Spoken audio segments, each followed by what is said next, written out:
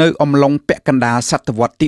18ដែនដីអាណានិគម13តំបន់របស់ចក្រភពអង់គ្លេសស្ថិតនៅតាមបណ្ដោយឆ្នេរខាងកើតទ្វីបអាមេរិកខាងជើងបានចម្រុងចម្រើនសេដ្ឋកិច្ចនិងកើនចំនួនប្រជាជនជាខ្លាំងកាលនោះមនុស្សប្រមាណ2.5 លា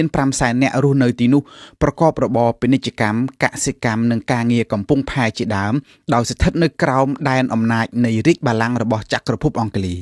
ក៏ប៉ុន្តែស្ថានភាពបានប្រែប្រួលខ្លាំងបន្ទាប់ពីចប់សង្គ្រាម7ឆ្នាំនៅឆ្នាំ1763សង្គ្រាមប្រយុទ្ធគ្នារវាងមហាអំណាចអាណានិគមធំទាំងពីរបារាំងនិងអង់គ្លេសដែលបានឆេះរៀលពេញទ្វីបអឺរ៉ុបនិងទ្វីបអាមេរិកចក្រភពអង់គ្លេសជាអ្នកឈ្នះសង្គ្រាមនេះពិតមែនតែបានបាក់ស្រុតអស់កម្លាំងអស់ថវិកាដ៏ច្រើនមហិមាអង់គ្លេសបានសម្រេចទារពន្ធកាន់តែខ្លាំងឡើងពីដែនដីអាណានិគមរបស់ខ្លួនដើម្បីយកប្រាក់មកចាយនិងសងបំណុលធ្វើសង្គ្រាម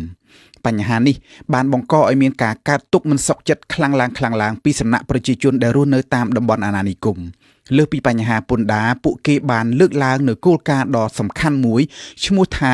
No taxation without representation ពលគឺបើគ្មានការផ្ដល់សិទ្ធិឲ្យមានតំណាងនៅក្នុងសភាអង់គ្លេសទេគឺគ្មានឡើយការបង់ពន្ធការទាមទារនេះបានបង្កឲ្យមានវិបត្តិរដ្ឋធម្មនុញ្ញយ៉ាងធ្ងន់ធ្ងររវាងចក្រភពអង់គ្លេសនិងដែនដីអាណានិគមរបស់ខ្លួនចំនួនតវ៉ាភាពតានតឹងបានស្ទុះហក់ឡើងជាបន្តបន្ទាប់នៅឆ្នាំ1770ទាហានអង់គ្លេសបានបង្ក្រាបការតវ៉ានៅ Boston បាញ់សម្លាប់ប្រជាជនស៊ីវិលអស់ជាច្រើនអ្នកបានធ្វើឲ្យមន្ត្រីមហាជនតក់ស្លុតលាយឡំដោយកំហឹងឈឺចាប់3ឆ្នាំក្រោយមកក្រោយព្រឹត្តិការណ៍បះបោរ Boston Tea Party នៅកំពង់ផែ Boston អាជ្ញាធរអង់គ្លេសបានសម្រេចបិទកំពង់ផែនេះហើយរឹតបន្តឹងអំណាចសន្តិសុខនៅរដ្ឋ Massachusetts ទាំងមូលខុសពីអ្វីដែលបានរំពឹងទុកថាអាចធ្វើឲ្យក្រុមបះបោរនៅ Boston អាចចុះខ្សោយផ្ទុយទៅវិញវិធានការធម៌ក្តៅរបស់កងទ័ពអង់គ្លេសនេះបានធ្វើឲ្យដែនដីអាណានិគមមួយចំនួនធំរួមកម្លាំងសាមគ្គីគ្នាដើម្បីទាមទារអធិបតេយ្យភាពការពិតទៅក្នុងជំហានដំបូងភាគច្រើននៃដែនដីអាណានិគមទាំង13មិនចង់ផ្ដាច់ទំនាក់ទំនងទាំងស្រុងជាមួយចក្រភពអង់គ្លេសនោះទេពួកគេចង់ឲ្យមានការស្រុះស្រួលផ្សះផ្សាគ្នាតែមតិមហាជនបានងាកទៅគាំទ្រការទាមទារឯករាជ្យពេញបរិបូរណ៍បន្ទាប់ពីបានអានសៀវភៅដ៏ល្បីល្បាញមួយឈ្មោះថា Common Sense សរសេរដោយលោក Thomas Paine នៅឆ្នាំ1776សរសេរនៅក្នុងភាសាសាមញ្ញលោក Thomas Paine បានលើកឡើងថាបុព្វហេតុអាមេរិកគឺជាបុព្វហេតុដ៏ធំមហិមានៃមនុស្សជាតិទាំងមូល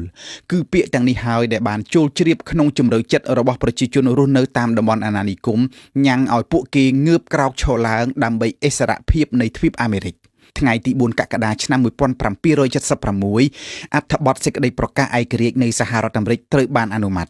ខ្លឹមសារអត្ថបទគ្រឹះនេះត្រូវបានតាក់តែងឡើងដោយលោក Thomas Jeffersonបឋមកថានៃសេចក្តីប្រកាសនេះដែលសរសេរថាយើងទាំងអស់ដឹងការពិតដ៏ច្បាស់ប្រទះថាមនុស្សគ្រប់រូបកើតមកដោយស្មើភាពគ្នាផ្សារភ្ជាប់ដោយសិទ្ធិដូចគ្នាដែលមិនអាចប្រកែកបានគឺសិទ្ធិរស់រានមានជីវិតសិទ្ធិសេរីភាពនិងសិទ្ធិកសាងសុភមង្គលបានក្លាយជាអត្ថបទនយោបាយដ៏មានសារៈសំខាន់នៃប្រវត្តិសាស្ត្រពិភពលោកប្រទេសជាតិថ្មីមួយបានប្រសូតចេញភ្លាមក្រោយសេចក្តីប្រកាសឯករាជ្យនេះគោលការណ៍ដ៏ធំមួយចែងដោយសេចក្តីប្រកាសនេះគឺចាប់ពីពេលនេះទៅអធិបតេយ្យភាពមិនមែនជាកម្មសិទ្ធិរបស់ព្រះមហាក្សត្រទេតែវាជាកម្មសិទ្ធិរបស់ប្រជាពលរដ្ឋតែយ៉ាងណាក៏ដោយការប្រកាសឯករាជ្យនេះបានត្រឹមតែនៅលើក្រដាស់ប៉ុណ្ណោះទេអ្នកឯករាជ្យនិយមអាមេរិកត្រូវប្រឹងតស៊ូប្រយុទ្ធនៅលើសមរភូមិសង្គ្រាមទាមទារឯករាជ្យអាមេរិកបានចាប់ផ្ដើមនៅខែមករាឆ្នាំ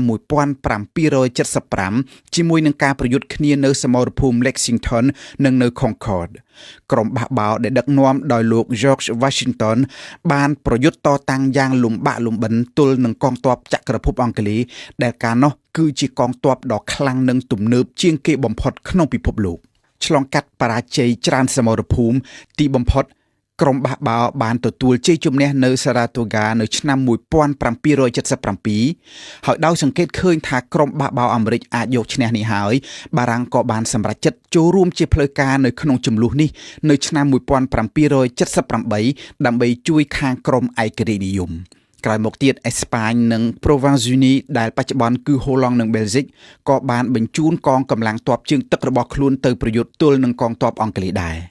នៅខែតុលាឆ្នាំ1781កងទ័ពអង់គ្លេសបានលើកទង់ពណ៌សសុំចុះចាញ់នៅ Yorktown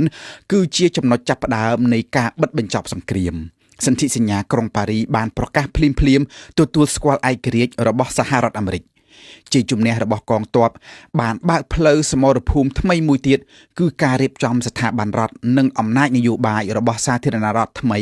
ដែលទើបតែចាប់បដិសន្ធិឡើង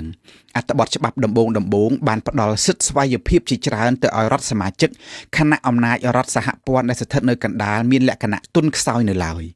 នៅឆ្នាំ1787សន្ធិសញ្ញាធម្មនុញ្ញ Philadelphia បានផ្ដួចផ្ដើមគំនិតរៀបចំតាក់តែងរដ្ឋធម្មនុញ្ញថ្មីមួយដែលត្រូវបានអនុម័តនៅឆ្នាំបន្ទាប់រដ្ឋធម្មនុញ្ញនេះបានសម្រេចជ្រើសរើសយកជាបង្អែកគ្រឹះនៅទ្រឹស្ដីនយោបាយរបស់លោក Montesquieu ដែលកំណត់គោលការណ៍បែងចែកអំណាចធំទាំង3ដាច់ពីគ្នាគឺអំណាចនីតិបញ្ញត្តិអំណាចនីតិប្រតិបត្តិនិងអំណាចយុត្តាធិការរហូតមកដល់សប្តាហ៍ថ្ងៃនេះរដ្ឋធម្មនុញ្ញសហរដ្ឋអាមេរិកបានក្លាយជារដ្ឋធម្មនុញ្ញសរសេរជាលាយលក្ខណ៍អក្សរដែលមានចំណាស់ចាស់ជាងគេបង្អស់នៅឆ្នាំ1790អត្ថបទ Bill of Rights បានចារកំណត់ការពារសិទ្ធិសេរីភាពជាមូលដ្ឋានរបស់បុគ្គលម្នាក់ៗទូយ៉ាងសេរីភាពបញ្ចេញមតិសេរីភាពសាសនានិងសេរីភាពសារព័ត៌មានជាដើមបដិវត្តន៍អាមេរិកមានអត្ថន័យជ្រាលជ្រៅណាស់នៅក្នុងប្រវត្តិសាស្ត្រពិភពលោកវាគឺជាលើកទី1ដែលប្រជាជាតិមួយស្រែកប្រកាសថារដ្ឋាភិបាលបានទទួលភាពស្របច្បាប់និងសេចក្តីយល់ព្រមឲ្យដឹកនាំពីសំណាក់ប្រជាជនមិនមែនជាឆន្ទានុសិទ្ធិរបស់ព្រះអាទិទេពតំណាងដោយតួអង្គព្រះមហាក្សត្រនោះឡើយខ្លឹមសារនៃបដិវត្តន៍នេះបានជះឥទ្ធិពលយ៉ាងខ្លាំងមកលើបដិវត្តន៍បារាំងនៅឆ្នាំ1789និងចលនាបះបោរឬបំរាស់ផ្សេងទៀតនៅអឺរ៉ុបនិងនៅអាមេរិកឡាទីនតែទន្ទឹមគ្នានេះភាពស្មើភាពគ្នារវាងមនុស្សចែងនៅក្នុងរដ្ឋធម្មនុញ្ញអាមេរិកមិនបានឆ្លុះបញ្ចាំងពីតថភាពជាក់ស្ដែងឡើយក្នុងសតវត្សទី18និងទី19របបទេសភាពការជិះជាន់ការរើសអើងប្រកាន់ពូជសាសន៍ធ្វើទៅលើមនុស្សស្បែកខ្មៅបានបន្តមានជាហូរហែនិងការពារដោយច្បាប់ថែមទៀតផងនៅសហរដ្ឋអាមេរិកប្រជាជនស្បែកខ្មៅប្រជាជនឥណ្ឌាក្រហមជនជាតិដើមម្ចាស់ស្រុកនិងមនុស្សស្រីជាដើមត្រូវបានគេបន្តផាត់ចេញពីទ្រឹស្ដីសិទ្ធិស្មើភាពគ្នានេះ250ឆ្នាំក្រោយមកបដិវត្តន៍អាមេរិកនៅតែបន្តរស់រវើកបដិវត្តន៍នេះបានបន្តផ្ដល់ជាមេរៀនជាទ្រឹស្ដីផ្ដល់កំណើតដល់អំណាចនយោបាយមួយដែលឈរលើអំណាចរបស់ប្រជាជនសិទ្ធិបុគ្គលនិងរដ្ឋាភិបាលមួយដែលស្ថិតនៅក្រោមរដ្ឋធម្មនុញ្ញកេរមរតកនេះបានចាក់ឫសឥទ្ធិពលគ្រប់ទីកន្លែងព្រោះការប្រសូតឡើងនៃសហរដ្ឋអាមេរិកគឺជាសម្លេងបន្ទរលាន់ខ្ចរខ្ចាយពេញពិភពលោកមួយដែលត្រូវការសិទ្ធិសេរីភាព